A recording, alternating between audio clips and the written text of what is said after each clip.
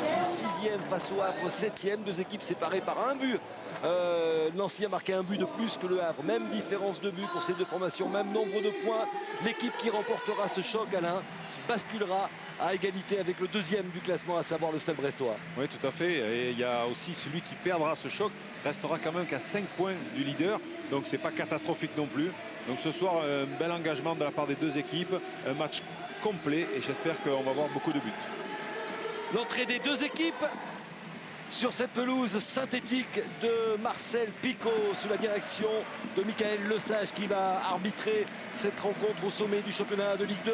Les deux équipes les plus en forme du moment. Nancy reste sur 6 matchs consécutifs sans défaite, 3 victoires et 3 nuls. Le Havre reste sur 5 matchs consécutifs sans défaite, 4 victoires et 1 match nul.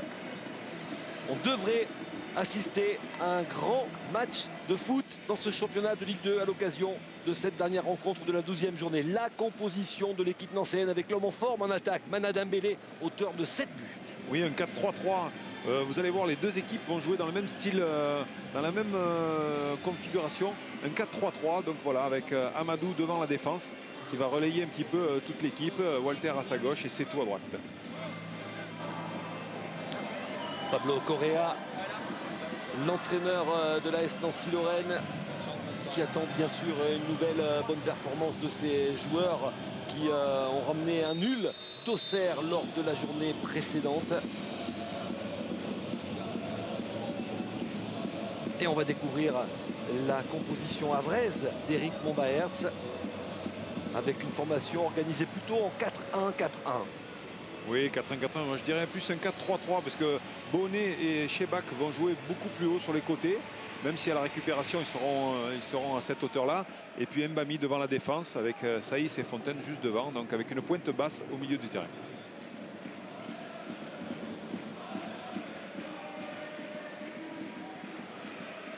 C'est un match déjà très important à ce moment de la saison. Deux équipes qui ont des ambitions de montée.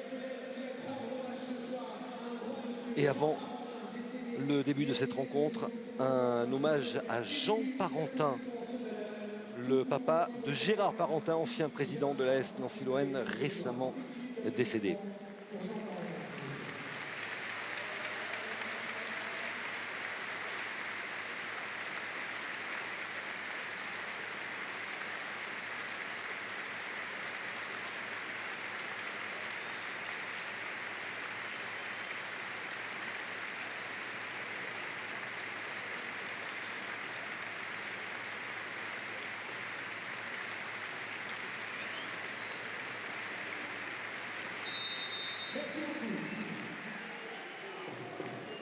On a aperçu Gérard Parentin dans les tribunes de Marcel Picot. Alors, pelouse synthétique, on en a parlé avec le président Rousselot. Pelouse synthétique, eh bien, ce sera de l'histoire ancienne normalement à la fin de la saison, puisque à partir de la saison prochaine, il y aura une pelouse hybride normalement d'installer ici dans ce magnifique stade de football. Oui, revenir avec les pelouses